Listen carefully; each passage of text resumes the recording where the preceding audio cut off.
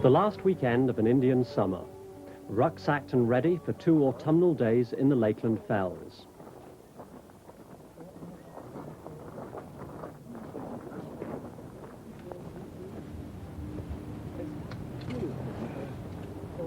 But this is no ordinary weekend, no gentle stroll in the footsteps of Wordsworth, no firelit evenings in country pubs.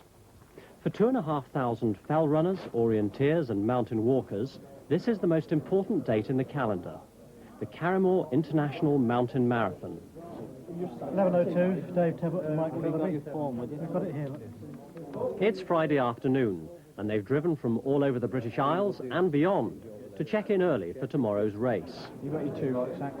Yep. Okay, can you sign it, please, for me? 1,300 pairs of hopefuls who must run 2 by 2 and carry with them all they need to survive for 2 days in the mountains. Anyone who enters the Carrymore expects their physical and mental capabilities to be stretched.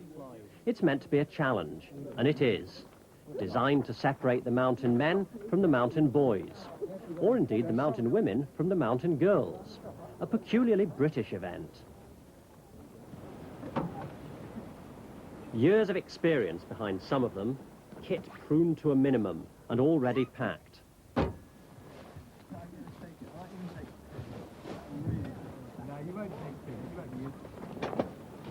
You can tell it's serious. The Army and Air Force are here, and no doubt the Navy too. Not ordered to run, but doing the Carrymore because they love it. For tonight, and the shirt. What sort of training have you put in this year? Have you been out many times? Well, I have, personally. I reckon Andrew's done about as much in the last 10 weeks as we'll be expected to do in 2 days this weekend. Andrea, I know you've got special problems because this is, in fact, the first weekend you've been away without the baby. Yeah. And I think the baby's only just weaned, in fact, isn't he? Tonight's the first night he's gone without being breastfed, so I think my mum's in for some problems as well. So. Choosing your partner is a tricky business. The event has 5 different classes, and if you're in the elite category, you've got to have a partner that can keep up with you, as David and Miriam Rosen from London have discovered. We're a husband and wife, but we're not a husband and wife team. We're doing it with another couple. We're wife swapping for the weekend. Have you done this before? Yes, I've done it about 12 times, and Miriam's done it about 10 times. How have you done in previous Carrymores? Well, my best ever position with this year's partner, Ros Evans, was 5th, and that was a couple of years ago in Scotland. So you've done this wife swapping before then? That's Only right. once, yes. 2 years ago we did it. In Scotland, when Malcolm and I did the A and David and Ros were 5th, was it, in the elite? Yes. But no matter what class you're running in, the rules are strict. Everyone has to carry specified survival gear, every item presented for inspection. Doesn't matter who you are, even if you've entered all 18 Carrymores since the event began, like Mike Cuddihy and John Richardson. In fact, they're the only ones who have run every year. I want to see your survival blanket. Space blanket. Right. Okay. Okay, fine. Can I see your emergency rations? Yeah. This is homemade stuff. Bit of chocolate, bit of gunpowder, bit of bull's blood, you know. Excellent. Excellent. Okay. And that's mine. Thank you. That's different. I haven't seen one of those. That's a bar of marzipan, I think. You know, it started life as a bar of marzipan. I think it's now a bar of something else. Very good. Still waiting for an emergency, aren't It's you? been with me, man and boy, yes. This is the first time competitors have seen the exact area the 5 courses cover. Year in, year out, it's one of the best-kept sporting secrets. And details like which of the 48 checkpoints competitors must visit won't be revealed until after they start the 2-day marathon. The organisers don't even announce what part of the country the Carrymore is being held in until 10 days before the race. And everybody in this event will know the Lake District. We don't come up specially to try and second guess where the course is going to go. It would be useless to do so, really. And anyway, a large part of the attraction is that you get your course and you do it on the day. And I can't remember ever going round a course in all the 17 I've completed and saying, oh, I've done this leg before, I'll be able to do it. It just doesn't strike you on the day. Every competitor's progress will be timed, plotted and predicted. Because in the Lakeland Fells at the end of October, there is one variable. We've had boiling sun. I've seen people lay flat suffering from heat stroke, and we've also had snow on more than one occasion. Which do you prefer? Something in between. What would you, if you had a choice, what would your ideal conditions be tomorrow? About a force 9 gale, mist down to 500 feet, and horizontal rain, I think. Why is that? It's the only bloody chance we have of doing really well. And there speaks the voice of experience. Meanwhile, long after prudent competitors have settled in their tents, marshals and officials for the morning. As they come through, can you ask them their team number and record it on the sheet, together with the time that they pass through? But the difficulties of organising the event are nothing compared with the trials and tribulations of competing in it. We've tended to go in for homemade gear, and on one particular occasion in Scotland, I was carrying a sack which I'd made, a rucksack, out of an old tent bag. It was made of an old tent bag and car seat belts. And we were running across a stretch of heathery moor, and with John screeching for me to slow down a bit, which I did because the sack split from top to bottom and the contents just dropped out. We had to bind it all together, and if I hadn't have had a bin liner to hold everything, it would have been disastrous. So I did the Carrymore that year, from halfway through the first day with a bin liner for a rucksack.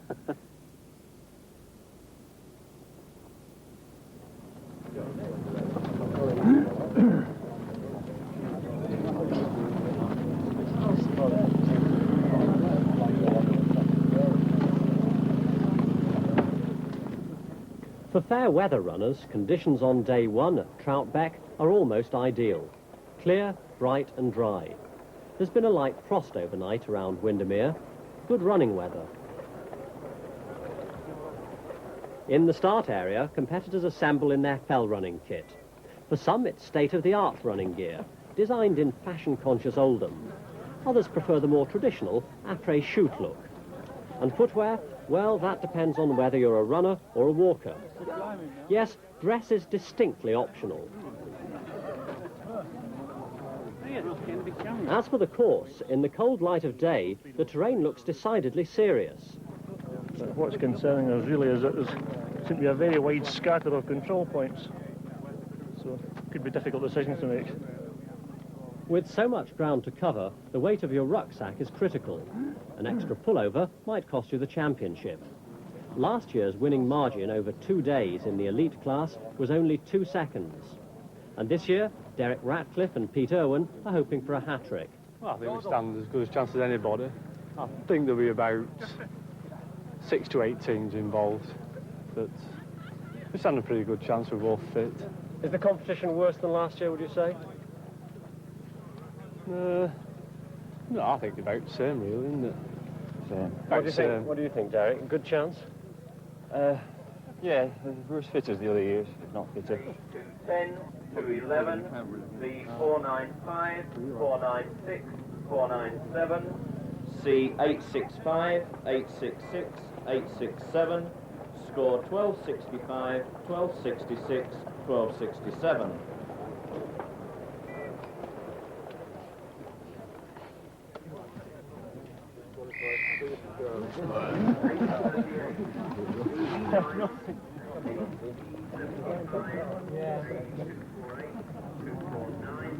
With 17 Carrymores behind them, Mike and John don't take a 50-mile run too seriously.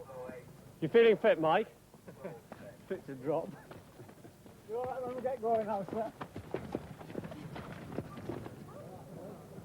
Having started, no one knows at this stage where they're supposed to be going. So for all 1,300 pairs, the first stop is the same. Half a mile into the race, pick up your control card and mark your planned route.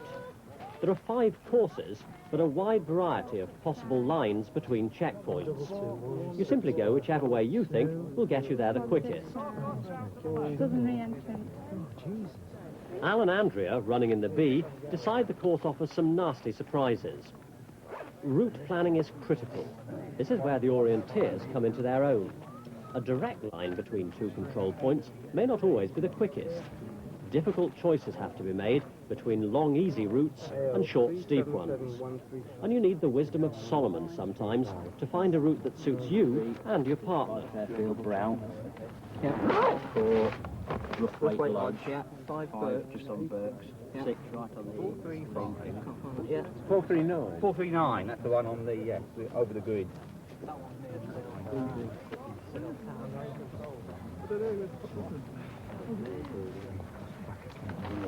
With 150 square miles of open country to get lost in, it's very tempting to follow another pair. But even if they're running the same class, they may have no idea where they're heading.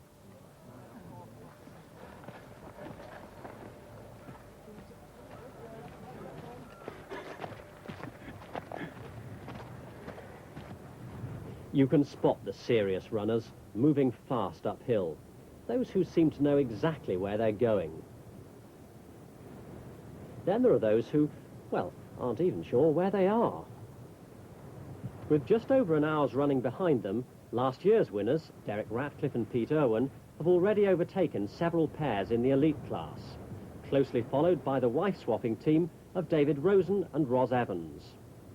Looking through the start list, it seems to be a very strong field this year, but given a bit of mist, we can beat the best of them. Ros is very competitive, and we're out not just to be the first mixed team, we're actually out to be very near the top in the whole race. We keep going, and towards the end of the second day, that's where it pays off. We keep passing these pairs collapsed by the wayside. We try and keep the food very handy and eat it as we're perhaps going uphill. But we do find it's very important to eat. A lot of pairs come to grief because they keep going until they drop and then start eating, and it's important to eat before you're very hungry. Mind you, at this stage, the runners aren't thinking of food so much as drink. The day is rapidly warming up, and they've already climbed over 700 feet from the starting line to the top of Kirkstone Pass. Ahead of them, there's another 1,000 feet to the summit of Red Screes. Not so much a mountain walk, more a rocky scramble.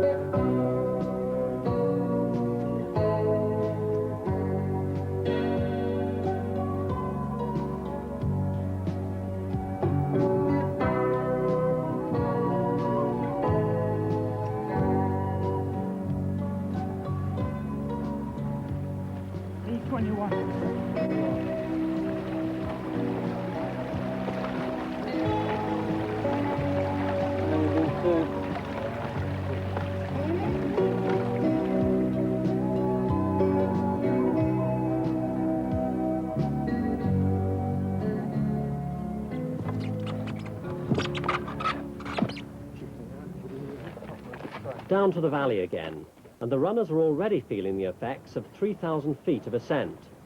Some like to keep running. Others decide it's time for a liquid lunch.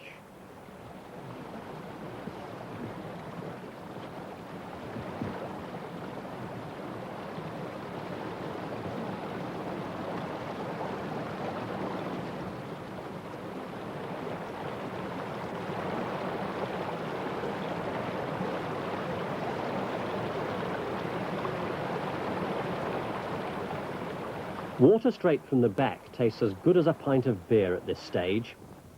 If only they'd realised there was a pub just out of sight, 300 yards away.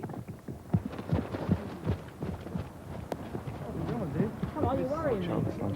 So it's brisk run down, or did you want to... No, I don't want to use the road. We go across. Yeah, down the other side. Past the other side of the water. How do you decide which way you're going to go from here? Well, we're on the score course and we need a minimum of 250 points over the 2 days, which is as good as 130 each day. And we're halfway through our time exactly now. So we've got 60 points so far, so we want to aim for a minimum more 70. Are you on schedule or not? We're slower than we thought we were going to be. It's a bit hot for us today, I think. Are you hampered by the size of your packs, do you think? Well, a little. Yes. I think it's because we've not got the most expensive lightweight kit. That's We've right. gone for comfort rather than absolute minimum Well, weight. these other blokes can go around and spend a lot of money and buy lightweight sacks, lightweight sleeping bags and lightweight tents. We've just got our standard walking gear. By late afternoon, they've covered about 20 miles, and some have still got a spring in their step.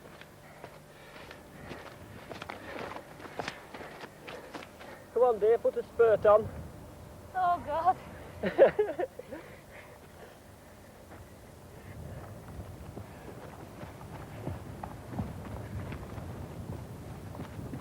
Some run straight through, confident of their route finding. But Phil Burke, one of Britain's leading rock climbers, seems less sure of his way on a grassy surface. The other footpath. It's on the junction of the other footpath.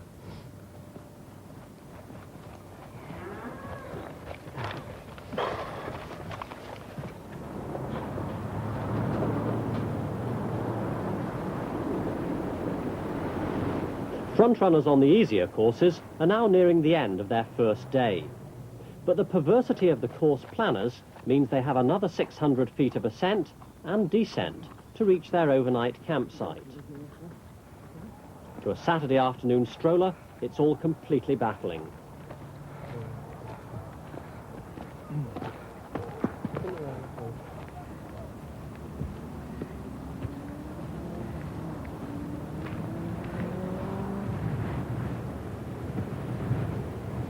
Four-fifths of the runners are camping in this idyllic valley, even though they'll be too tired to care. For the rest of the field, the elite and A classes, camp is a bleak plateau, 700 feet higher. Right, come on. Quickly, last control. Punch your card. That'll do. Top of the hill, call your number, and you finish. Well done. The greatest luxury is putting dry socks on, even if supper isn't too promising. And there's only one way to keep socks dry in wet shoes. But nothing can raise the spirits of last year's winners in the elite class. We think we're about 20 minutes down on Ken Taylor and Robin Bryson. Realistically then, what chance have you got of catching them up tomorrow? No chance unless they make a mistake. I think that's the only chance. Has it boiled yet? Yeah. Listen. You look tired, Ros. What sort of day have you had? Long day. Was it hard? There seemed to be a lot of climbing in it. Well, you've done a lot of them, so how does it compare with others? I much prefer it to last year. I didn't like last year's because it was too flat. David, not to put too fine a point on it, what are the sleeping arrangements? Because your wife and Roz's husband are in fact here on the site. Now, how do you sleep? Oh, we stay in our pairs. I stay with Roz, otherwise it's too complicated for cooking and things like that. What are you eating tonight? It looks pretty substantial. Just a mixture of solid stuff rather than dehydrated peas, carrots, potato, and then a tin of stewing meat. Wasn't it heavy to carry? Yeah, it's worth it though. What sort of a day have you had? Oh, a good day. I enjoyed it. Was it hard? Fairly high. You know, it's been a good class. So, you know, this has been a rare one, and it's a pity that, you know, there's a lot of boys haven't finished and they're going to be out in the dark, because it's been a superb day and a superb course, but they haven't just had the time to complete it.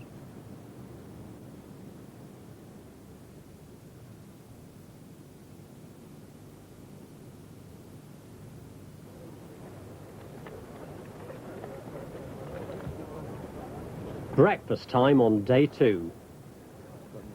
By 7 o'clock, most runners are tucking into porridge and tea to to fortify them over another 15 miles.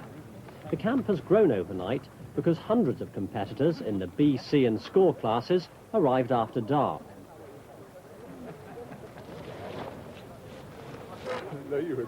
Some running repairs are needed. This is my emergency kit. Contouring round the big hills. So my ankles just went. It was really just tired, really. What time did you get in last night? About 16 3/4 hours, so that's from 9 o'clock. Were you almost ready to give up? I was ready to give up after 6 miles. I just sort of hung on for the rest. 7:46 on the line.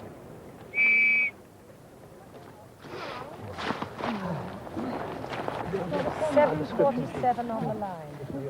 The front runners in each class have a staggered starting time, corresponding to the number of seconds they lie behind the leading pair. Positions after day 1 have been logged by computer overnight. For all but the leaders, it's a mass start.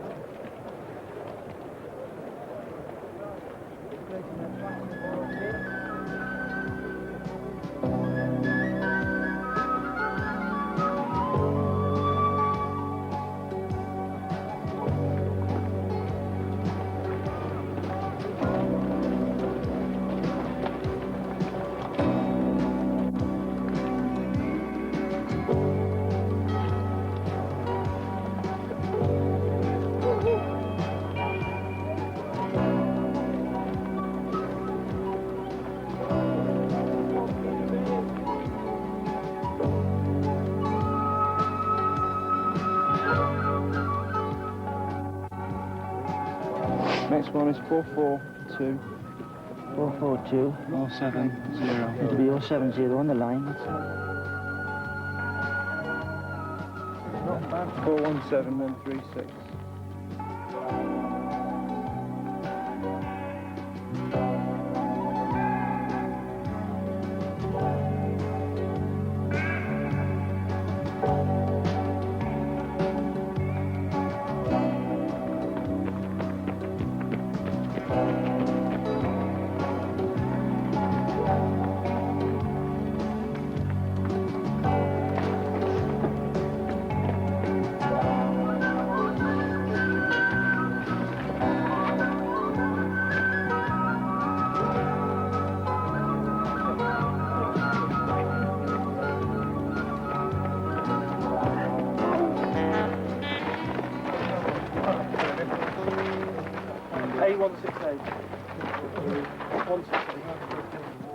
Only 3 checkpoints now before home.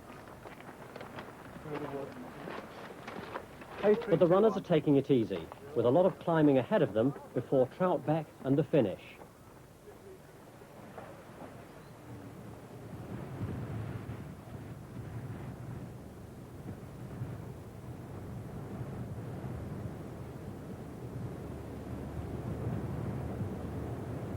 With 30 miles behind them, the C and score classes are nearing their final summit.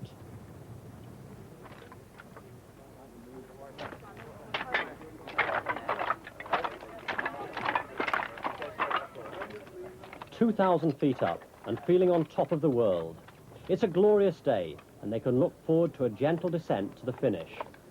But some of the B class are taking a less scenic route below them. The Kirkston Pass, only 4 miles from home, but it's impossible to tell who's winning as they come into the final checkpoint, because the 5 classes all have different start times. Okay, that's it. Just coming around the corner and on the elite class is the 1985 Carrymore International Mountain Marathon. Ken Taylor from Langdale and Robin Bracey from Dublin. For Ken Taylor, it's sweet revenge, after being pipped last year by 2 seconds in the elite class. For his partner Robin Brayson, it's his first Carrymore. After 2 days and up to 60 miles running, it's an achievement even to complete the course. Only 2/3 of the starters do.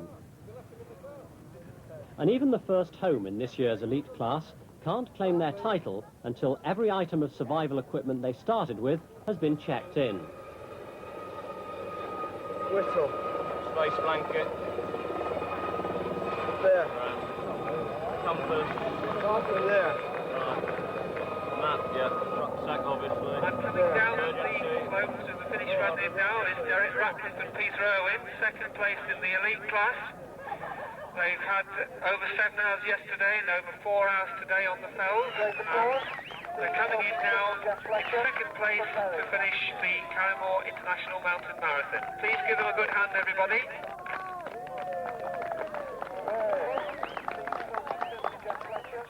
For Derek Ratcliffe and Pete Owen from Rossendale in Lancashire, there's no hat-trick. They've been beaten by an hour. Coming into the finish now are team 417, Alan and Andrea Evans from Stockport. We finished. And we weren't last, I don't think. At one stage last night, Andrea wasn't too keen on the idea today, but she did great. She'll back next year. I'll get some training in it and doing it. Never again without training. The wife-swapping couple, David Rosen and Ros Evans, win the mixed doubles in the elite class. Team now coming down the track is the all-veterans elite team of John Richardson from Farnhill Keighley and Mike Cuddihy from Buxton. But the only pair to enter all 18 Carrymores, John Richardson and Mike Cuddihy, arrive hours later than expected. John Richardson and Mike Cuddihy. John, Mike, what kept you? John's clumsiness. This really, I managed to leap off a wall in the first hour and sprained my ankle. Didn't really realise how bad it was until I got through to the camp on the first day. Took my sock off and saw this florid patch all over my ankle and quite a lot of swelling. Thought I might not manage to start the second day, but it seemed to ease up a little during the night. So I thought, well, give it a go. And he's too. Yeah. He really is, yeah. Did he have to carry you? Well, no, he I carried my sack a lot. And it's only pride, it's only selfish pride that made me put it on just here.